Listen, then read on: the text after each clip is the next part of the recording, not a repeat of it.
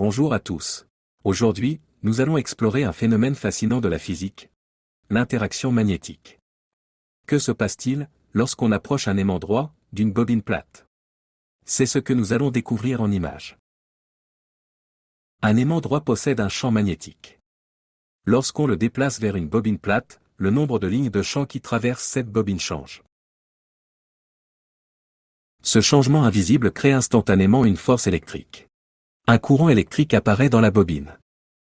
C'est ce qu'on appelle l'induction électromagnétique. Une bobine parcourue par un courant électrique continu est équivalente à un aimant droit. Les faces nord et sud, analogues au pôle d'un aimant, dépendent du sens du courant qui la parcourt. Les pôles ou faces de même nom se repoussent.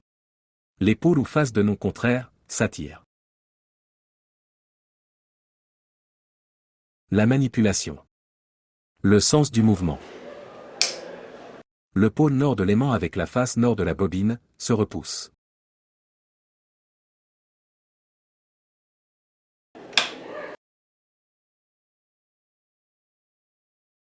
On inverse le sens du courant dans la bobine.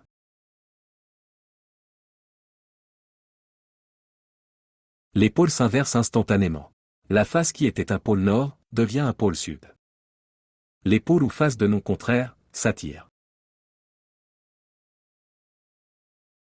Inversion du vecteur champ magnétique B. Le sens du champ magnétique au centre de la bobine dépend directement du sens du courant. On le détermine grâce à la règle de la main droite ou de la tire-bouchon. En inversant le courant, le vecteur champ magnétique B change de sens. Il garde la même direction et la même intensité, mais pointe du côté opposé. Cette propriété est utilisée dans de nombreuses applications. Sonnettes, haut-parleurs, grues électromagnétiques et de nombreux dispositifs industriels. À retenir. Une bobine parcourue par un courant continu crée un champ magnétique. La bobine se comporte comme un aimant, électroaimant. Le sens du courant détermine la position des pôles, nord et sud, de la bobine. En inversant les bornes du générateur, on inverse le sens du courant, donc les pôles de la bobine. L'interaction entre la bobine et l'aimant peut être une attraction ou une répulsion selon l'orientation des pôles. L'introduction d'un noyau en fer doux dans la bobine renforce considérablement le champ magnétique.